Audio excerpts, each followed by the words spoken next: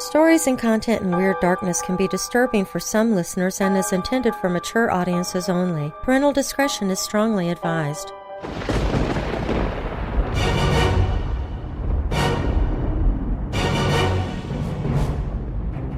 Welcome, Weirdos! I'm Darren Marlar, and this is Weird Darkness. Here you'll find stories of the paranormal, supernatural, legends, lore, crime, conspiracy, mysterious, macabre, unsolved, and unexplained. If you're new here, welcome to the podcast, and be sure to subscribe so you don't miss future episodes. If you're already a weirdo, please share the podcast with others. Doing so helps make it possible for me to keep doing the podcast. While listening, be sure to check out the Weird Darkness website so you can find me on social media and drop me an email. This episode is the start of something new that I'm going to try, and I would love to get your feedback on it. I'm calling it Dark Chapters, and in this weekly bonus episode, I'll read a single chapter from a book. If you like the book, you'll find a link to it in the show notes where you can purchase it online for your Kindle or in paperback or hardback form, whichever it's available in. These may or may not be books I've already narrated, more likely the latter. Anything fitting the Weird Darkness genre is up for grabs, too. In fact, if you have a favorite book or novel you would like for me to narrate a chapter from, feel free to email me with your suggestion and I can add it to my list for the future. If you are a published author and you want me to read a chapter from one of your supernatural, paranormal, crime, or other macabre subject matter books, you can suggest your own. Coming up in this episode, it's a chapter from not only an amazingly talented and popular author, but an amazingly talented and popular podcaster. Because you're listening to Weird Darkness, you're likely familiar with another podcast by the name of Lore, hosted by Aaron Mahnke. If you're not, I highly recommend it. It is one of the sources I took inspiration from in creating this podcast. Aaron Mahnke is such a great storyteller that it was natural his writings would be published in book form. And the chapter I'm narrating in this Dark Chapters episode is from his book The World of Lore, Monstrous Creatures. It's a true story called They Made a Tonic. Now, bolt your doors, lock your windows, turn off your lights, and come with me into the Weird Darkness.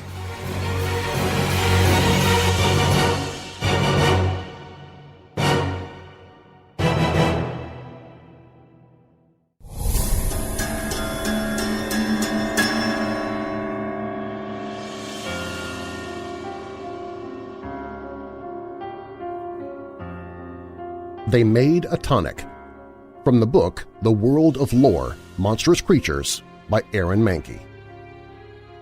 Hollywood is obsessed. Sure, we often think of obsessions like sex, violence, gigantic robots, and of course epic battles between good and evil. But another obsession of Hollywood is vampires. You have to admit, though, that there's a lot to love about vampires: immortality, wealth, power, and superhuman abilities such as flight and strength. Yes, they come with trade-offs, such as incredibly bad sunburns, but every movie I've seen, and I've seen a lot, believe me, tends to show vampires that are fairly happy with their lot in life. My exposure to the world of vampires happened in the late 1990s when I was in college. A friend recommended the Anne Rice novel Interview with the Vampire.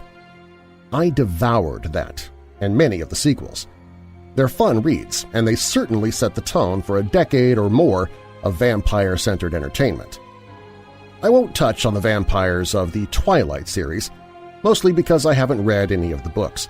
But I will say this: those books, however lambasted they've been by critics, have shown that popular culture's love of all things vampire is as undying as the creatures themselves.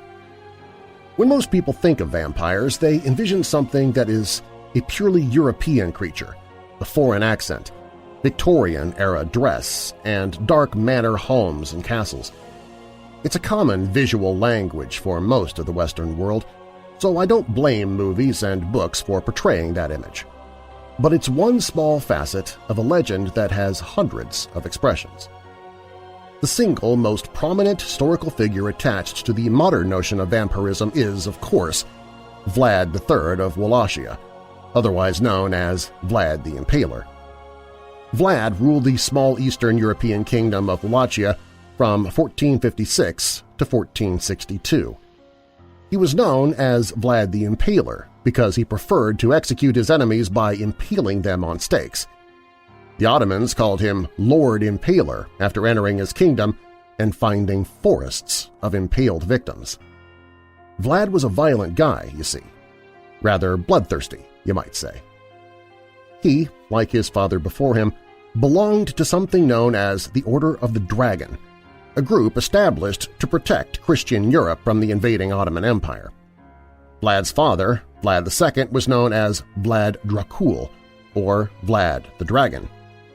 When Vlad III rose to power, he took the hereditary title and was known as Vlad Dracula, son of the dragon. That name might sound very similar to the most famous vampire story in the world, and that's because Bram Stoker, when creating his famous Creature of the Night, used Vlad III as his inspiration. Well, part of it, but we'll get into that more later. The roots of most vampire stories, however, can be traced back to superstitions founded in ancient cultures all across the world. Western Europe played host to countless stories of reanimated dead known as revenants. These were animated corpses that climbed out of the grave to torment the living. The word revenant comes from the Latin that means to come back. Come back to do what, you might ask? Well, I'm glad you did. At first it was just to terrorize the living, but as the centuries passed, the legend became more specific. Revenants were said to return from the grave to torment their living relatives and neighbors. What was key, though, was that revenants were specific people, not anonymous zombies like the ones from our modern horror genre. These things had a past and a purpose. In Norse mythology, we can find tales of creatures known as Draugr, again-walkers, who would return from the grave and wreak havoc on the living. These creatures possessed superhuman strength, smelled of decay, and were pretty ugly in appearance. They could enter the dreams of the living, and they were said to leave a tangible object near the sleeping person, so that upon waking, their victims would know their dreams were more real than they feared. Let's go back earlier than the Middle Ages, though. The legends of some ancient cultures spoke of creatures that, while not immediately similar to the vampires we know today, nonetheless shared many core characteristics. First, we have the Greek myth of Empusa, who was a daughter of Hecate. Empusa was said to lure young men at night and then feast on their blood before moving on to the main course, their flesh. Another Greek tale involves Lamia, a mistress of Zeus who becomes cursed by Zeus's wife Hera and doomed to hunt children, devouring them. Stories of undead creatures or creatures that feed on the blood of the living seem nearly as common as written language itself. On Madagascar, an island nation off the east coast of Africa, there are legends of a creature known as the Ramanga, which was known to attack nobles, drinking their blood and eating their nail clippings. Yeah, their nail clippings. Deal with it.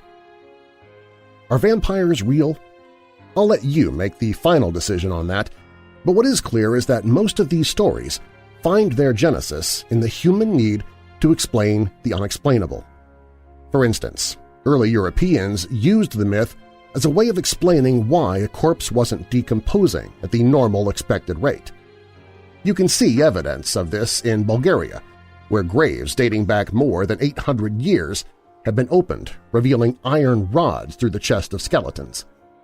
And in a time when it was not unheard of to bury someone who was thought to be dead, only to find out that they really weren't, you can imagine that stories would quickly circulate that the dead were coming back to life. As a result, tapophobia, the fear of being buried alive, swept Europe and the United States. Of course, once medical science caught up, people got more practical by building alert systems into graves, just in case the person woke up and wanted out. I realize that being buried alive sounds like a rare occurrence, but it happened frequently enough that many people were sufficiently paranoid about it to actually spend time looking for a solution. One of those people happened to be a medical doctor, a man named Adolf Gutzmuth. In 1822, and driven by the fear of being buried alive, he invented a safety coffin for his own interment, and he tested it out himself. Tested it out? You bet. Dr. Gutzmuth allowed himself to be buried underground in his new safety coffin for several hours, during which he had meals delivered to him through a feeding tube.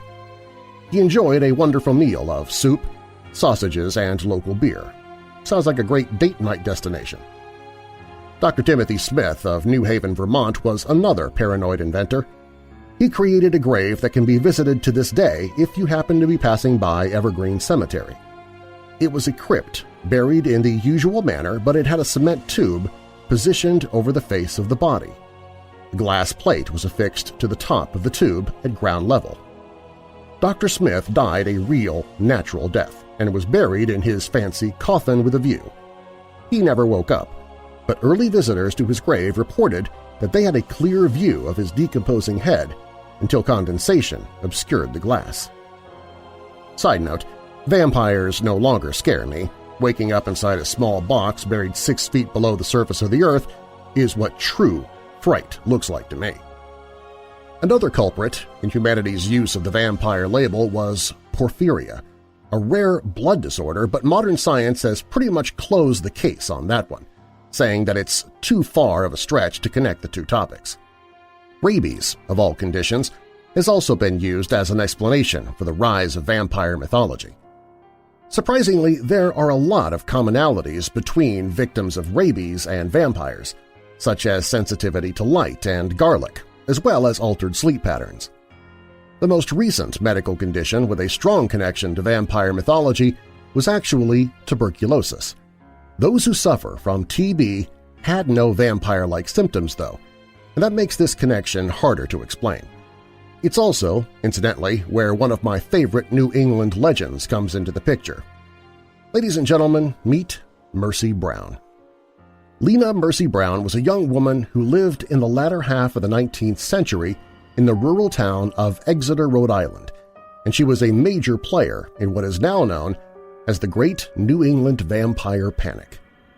Stories like hers can be found all across Rhode Island, Massachusetts, New Hampshire, and Vermont, echoed in the lives of others in similar situations.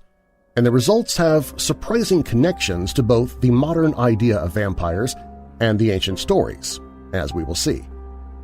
The first person to die was Mercy's mother, Mary Eliza.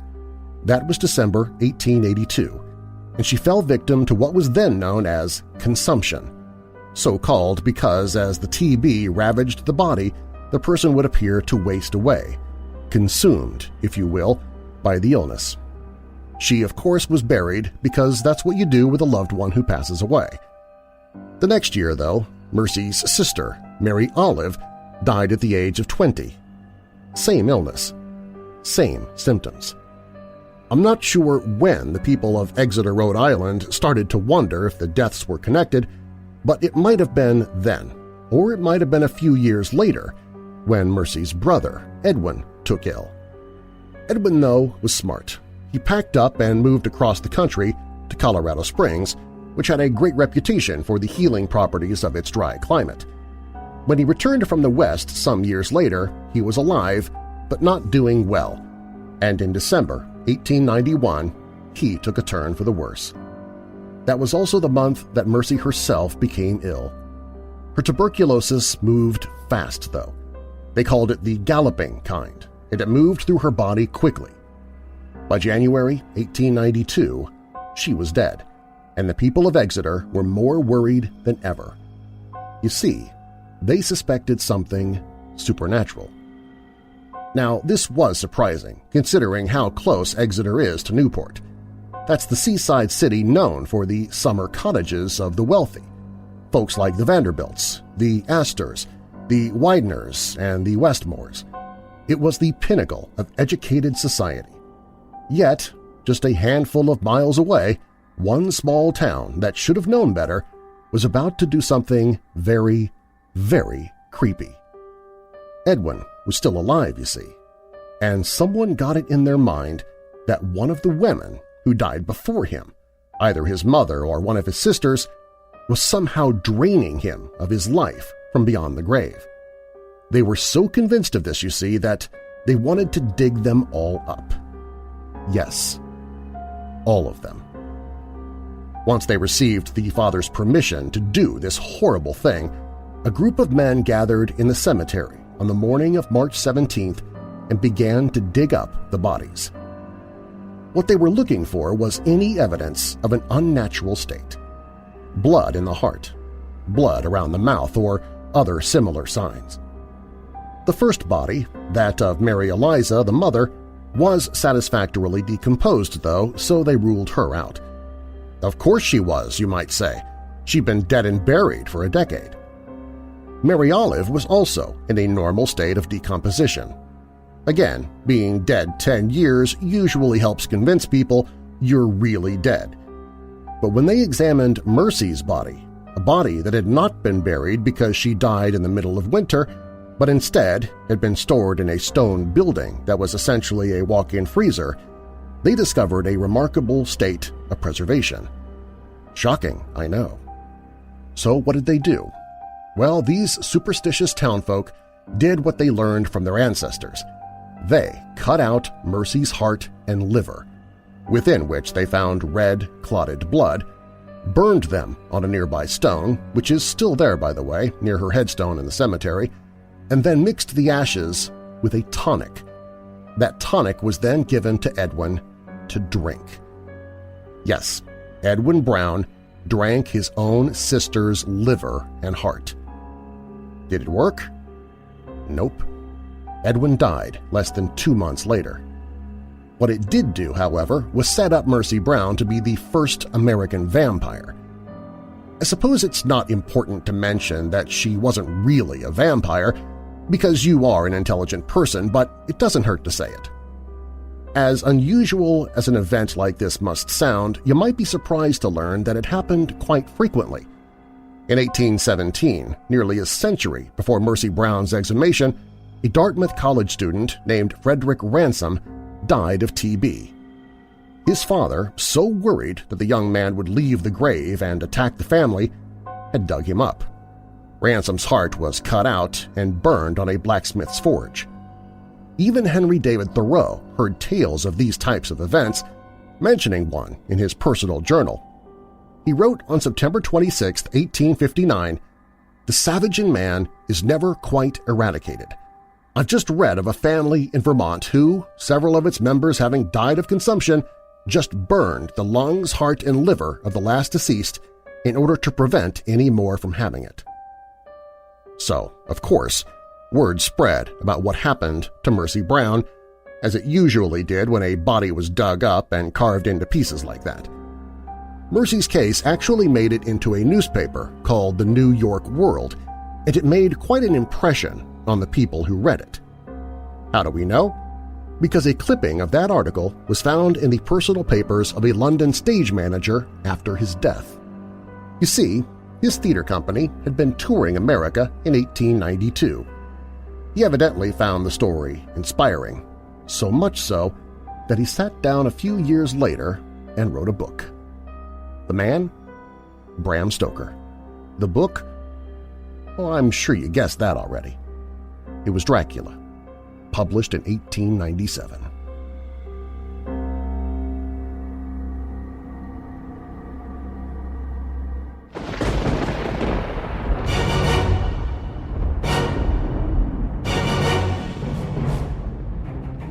Thanks for listening.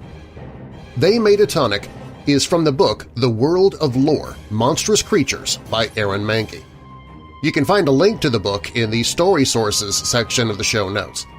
And if you are a published author and would like a chapter of one of your books narrated in a Dark Chapters episode of Weird Darkness, drop me an email at darren@weirddarkness.com. Darren is D-A-R-R-E-N. Weird Darkness is a production of Marlar House Productions. Copyright Weird Darkness 2021. I'm Darren Marlar. Thanks for joining me in the Weird Darkness.